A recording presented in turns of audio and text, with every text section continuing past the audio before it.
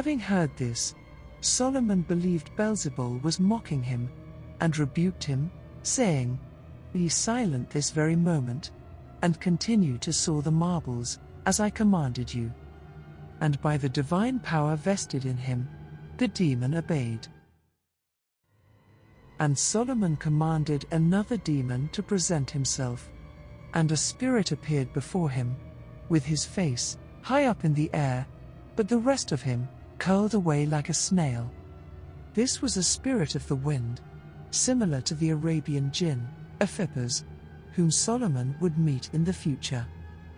The spirit broke through Solomon's soldiers, and raised a terrible wind of dust on the ground, and carried it upwards, then threw it back on the people and their king, to frighten them.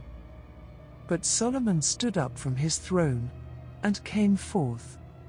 He spat in that spot on the ground, from where the dust was raised, and sealed that spot with the ring of God, and instantly the dusty wind stopped.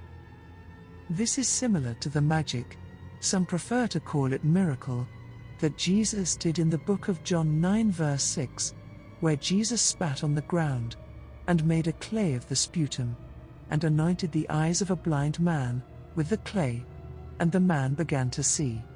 And Mark 7 verse 33, where he spat and touched the tongue of a man whose speech was impaired, and the man began to speak clearly.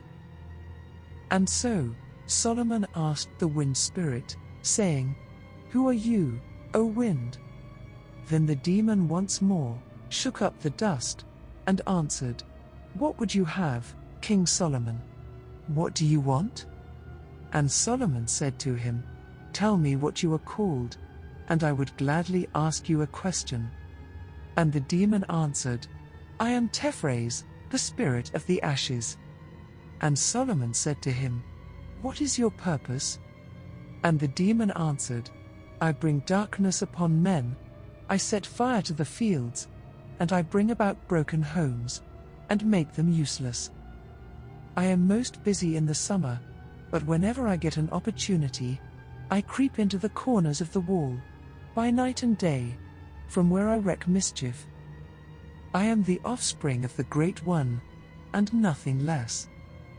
Solomon said to him, "Under what star do you reside?" And the spirit answered, "In the very tip of the moon's horn, when it is found in the south. There is my star. I have the power to stop the convulsions of the terrible hemi-tertian fever, and this is why many men pray to me, when one is struck with this fever, and I heal them." And Solomon said to him, "By whose aid do you cure this illness, and do you cause further harm?" And the demon answered, "No harm is done, for it comes from the angel, by whose power the fever fades on its third day." So Solomon questioned him, saying, "By the power of which angel?" And he answered, "That of the archangel Isaiah." Calling upon the archangel Isaiah, some call him Azrael, Solomon set a seal on the demon, Tephras, commanding him to carry the great stones, and toss them up to the workmen on the higher parts of the temple. And by the archangel, the demon was compelled, and began to do as he was bade.